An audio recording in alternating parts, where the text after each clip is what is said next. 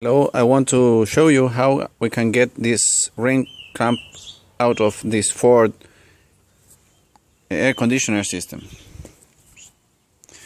Now I have luckily this pipe, PVC pipe, my saw,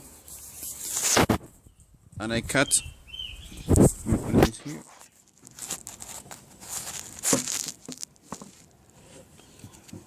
one of these pieces in half.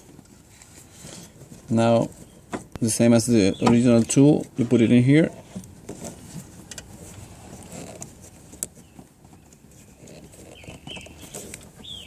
It's not the first time.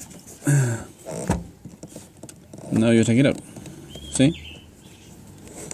Again, it's clamped.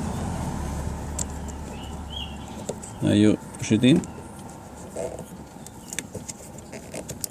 over there, and then you take it out. See? No tool to buy.